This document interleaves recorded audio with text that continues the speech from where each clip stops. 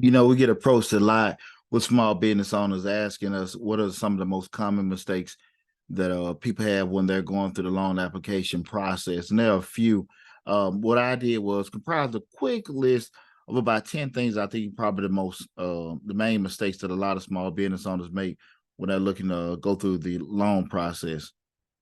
The first one I want to say is maxing out credit cards, piling up expenses on personal business cards leads to high interest payments and damage your credit score, making it difficult for you to get a loan. You got to be very careful about that, guys. The old rule of thumb, keeping everything under 30% with your credit card debt. So in relation to the actual allocated amount that the credit cards have, be very, very mindful when using credit cards, just like any kind of short-term loan. You don't want to max it out because big picture wise, it can affect you later down the road in regards to your debt to income ratio as well. The second being ignoring requests from the lender.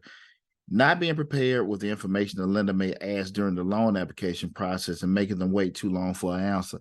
Guys, I'm not going to say you're going to have everything ready when you start the process, but you need to try to have as much as possible. There's nothing wrong on the front end, just, prospecting. Just say, hey, let me find out what these different banks have to offer, what different loan programs, that's fine. But once you initiate the process, you got to understand you are part of a line. So you need to make sure that when they start going through the process of getting everything done for you, you have as much stuff taken care of. And there's nothing wrong with just reaching out to them, being proactive, saying, hey, I'm not ready right now. Can you give me another day or so to get this together? Communication is key because, again, not communicating, not responding is kind of like saying, I don't really want it. Be it right, be it wrong, but that's how it's interpreted a lot of times. So you got to make sure that you are keeping communication open when you're going through the actual loan process. Third one being ignoring the fine print. Failing to read the fine print on a loan offer can prove costly in the end. Guys, do not let anyone rush you through the process. If you just need to hey, they put papers in front of you and say, sign this, sign that, sign that. Ask question, what is this? Explain this to me. Take your time to read it because I will tell you this.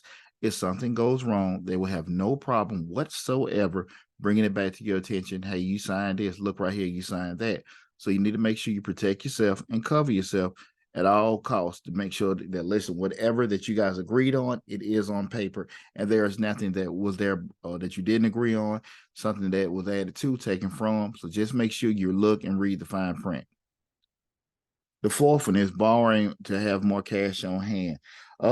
Acquiring a loan just for the purpose of having a safety net can, lead to frivolous spending, making initial goals unattainable. Guys, sometimes you got to make sure you can fix things with just trying to get that cash infusion. Um, Banks will give you money. They have certain things, like you have, I say short-term loans, some cash infusion like credit cards, for a quick way for you to get funds into your business. But you start borrowing a loan to keep things in place. It's just like robbing Peter to pay Paul. They'll give you money to help them put them in a situation where they can make money off of the actual loan and you actually are able to grow your business in the process. But you borrowing money for them just to kind of help, just give some time to figure it out or hope and pray things going to get right. It's not real smart to be doing it. And once they start asking questions, ask for certain financials, that's going to be very evident. So just be very mindful of that, okay?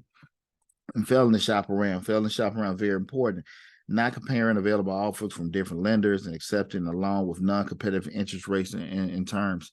You need to make sure, guys, you do your due diligence. I always tell people, make sure you go to several different banks. Because get asked the question all the time, what's the best bank for this? What's the best bank for that? And I tell people all the time, it varies.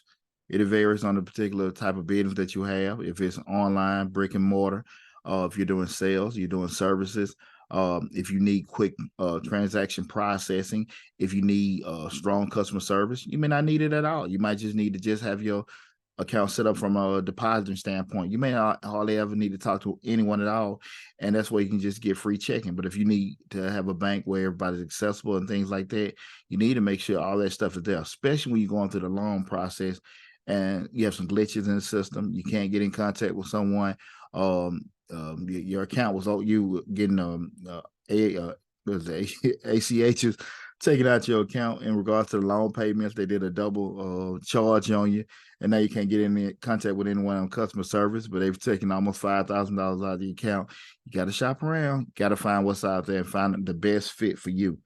The sixth one is that's missing payments. Late payments accrue penalties and fees, hamper access to extra capital in the future. Um, you got to be very mindful of certain things, guys. Where you are right now may not necessarily be where you are in the future. So you gotta, if you gotta be uncomfortable at the present time to make sure a lot of things are in place. Later on down the road, you definitely need to do that. I mean, I fell victim to that. Been so busy, I thought I paid this, I didn't pay that. Next thing you know, boom, I had a drop in the credit score. And this is over the years of things happening. So it can happen to the best of us, guys. So you need to make sure you stand on top of that, right? They got certain products out there where you can have automated drafts, things like that.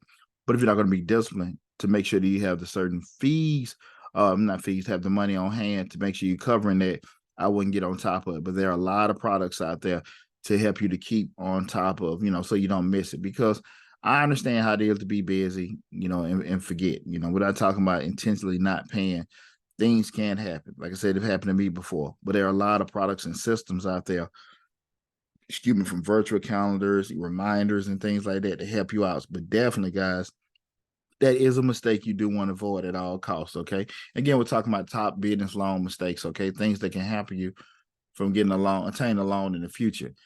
Coming in at number 7, that's letting your personal credit score drop. Using personal money for business expenses, damages your personal credit score, hurting your ability to get approved for a loan or get an ideal loan offer. Your business is your business. Your person is your person. You got to keep that segregated, okay?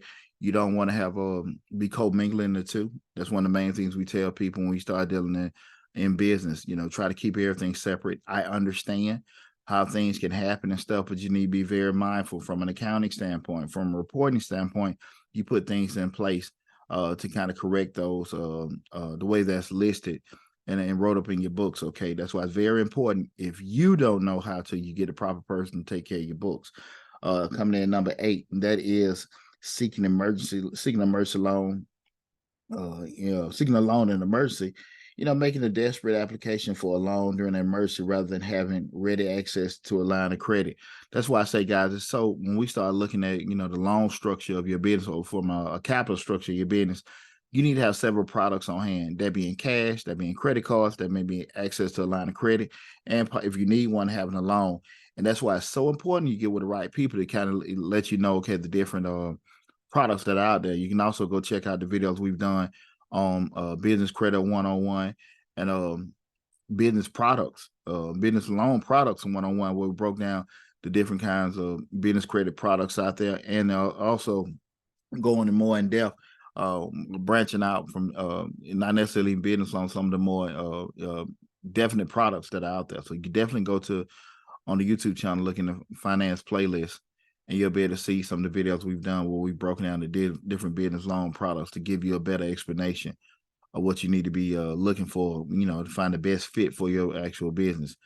The next one, I'm not going through stuff in order. Your boy, I'm moving. I know I might have skipped over something. Keeping messy books. Me being an accountant, this is one of the things that have my head just scratching all the time. Keeping sloppy accounting records filled with inaccuracies make it hard to know the true financial status of a company and creates doubt to a lender. Please don't equate accounting to balancing a checkbook. And if you're not really versed with it, I will say try to get you a bookkeeper. And if you don't feel comfortable getting a bookkeeper, somebody that's dealing with the financial records of the business need to go to a junior college or something like that. Maybe learn QuickBooks 101. Also, maybe take accounting 101 or 102.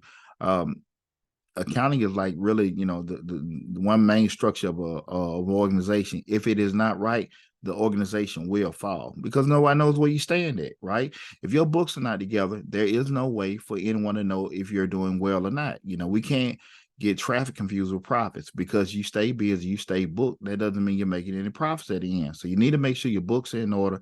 You got great financial records and you got somebody that's very credible and capable of staying on top of that, because when the lenders want to be able to see it, you need to be able to present that to them. And the key thing with that, guys, you got to know how to explain it to them too. It's one thing here, this is what my bookkeeper gave me. Here, this is what my accountant gave me. kind of understand different measures that an actual lender may ask you about it. Hey, listen, what's your break-even analysis? What's your debt to income? What's your ROI? You need to know those kind of things. You're going to be a business owner. You know, you don't need to know everything, but you just need to know a little bit of the important stuff so you can be able to sell your company if you want to get access to capital. Okay. That 10th one, having no plan for the money. This is a real funny one. Having not having a clear and concise plan for the loan money when asked by the lender. Because again, the thought process is that you need money from the lender. They're going to give you the money. That money, when they give you the money, you're going to take that loan, purchase something, i.e., more employee, but not purchase, but acquire more employees, new equipment, new building that will in turn make you money. That money you can take some to keep in your pocket, the other half to pay the lender back if they're making money as well. So it got to make sense, guys. You just saying I want money. That's not smart. For actually getting the loan, even for yourself, because it can be detrimental to you. Far too often I see too many videos on the internet.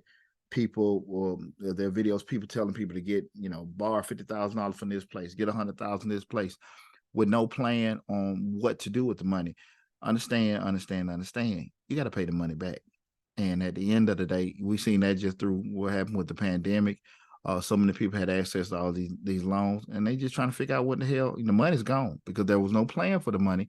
And you got to be able to sit there and just think to yourself, listen, I don't want to put myself in a deeper hole, borrowing from somebody else to make, a bigger debt and a bigger headache than I currently have. So we got to be smart about it. Have a plan in place. And remember, guys, if you don't know how to plan it out, forecast costs, do projection and thing like that, get you somebody credible and reputable. Get your bookkeeper, consultant and stuff, help you draft all that stuff up, get your business plan together. It just makes sense. Remember, guys, when we start talking about business, if it was so easy for everybody to go into business, I don't think no one would be working a job. And a lot of times, far too often, people go down the road of entrepreneurship, which I love, ill prepared, ill educated about the process because they think it's easy what it is. And 6 months to a year later, they're back trying to look for a job. If you just sit there and take your time, proper planning, talk to the right people, and I think you'll be okay. But be patient and be disciplined. Those two key things I think every entrepreneur should be having. I hope that information helped you in regard to some of the top business loan mistakes. But in the meantime, guys, make sure you go to my YouTube channel, Mr. Short Dollar, where we talk about personal finance, entrepreneurship, real estate investing, and business. We got over 700 videos on the YouTube channel covering that information to stay updated with the current information we have on the channel right now and all the great information coming out of the pipe. Hit that $sign, the bottom right-hand corner, to subscribe to the channel. And also make sure you hit that bell to get a notification each time we upload a new video. Take care of yourself, guys, and I'll talk with you soon.